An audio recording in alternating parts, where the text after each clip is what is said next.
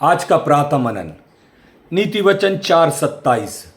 ना तो दाहिनी ओर मुड़ना ना बाईं ओर, अपने पांव को बुराई के मार्ग पर चलने से हटा ले। परमेश्वर जानता है कि यह संसार शैतान के हाथों में है।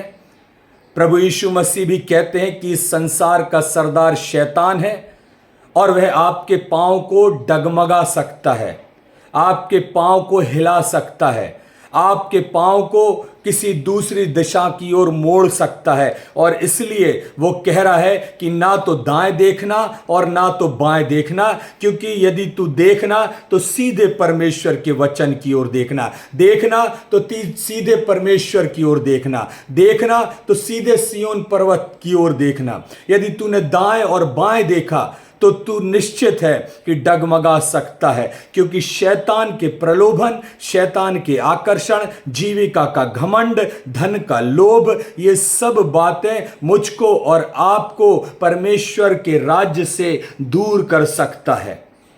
और उसमें सबसे बड़ा दोष जो होता है वो ये मन का होता है, इस मन का होता है। यदि ये मन सही दिशा में लगा रहेगा, हमारी दौड़, हमारी मंजिल, हमारा रास्ता सीधा होगा। आपने घोड़ों को देखा होगा जो टांगे पे चलते हैं, उनके दोनों तरफ एक चमड़े का पट्टा लगा रहता ताकि वो दाएं और बाएं ना देख सकें।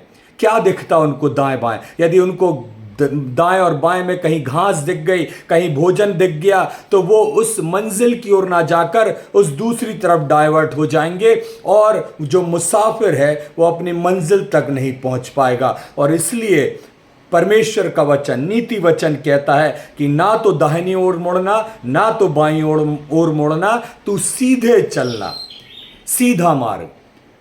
परमेश्वर आपको सीधा मार्ग दिखाएगा, परमेश्वर सीधा मार्ग प्रशस्त कराएगा। यदि आप परमेश्वर के वचन पर नजर रखते हुए चलेंगे तो आप निश्चित सीधे चलेंगे और अपनी मंजिल तक पहुंचने वाले हो सकेंगे, क्योंकि परमेश्वर चाहता है कि आप अपनी मंजिल को अवश्य प्राप्त करें, लेकिन शैतान चाहता है कि आप अपनी मंजिल तक कभी ना पहुंच पाएं। इसलिए मेरे प्रियो, अपने जीवन में हम ना दाएं देखें ना बाएं देखें, हम केवल परमेश्वर के वचन को देखें और इस वचन के अनुसार, इसके लिखे अनुसार हम अपने जीवनों को चलाएं। निश्चित हम अपनी मंजिल तक पहुंचेंगे, निश्चित हम परमेश्वर की आशीषों को ग्रहण करेंगे और निश्चित हम परमेश्वर के बेटे और बेटियां कहलाएंगे। हालेलुया।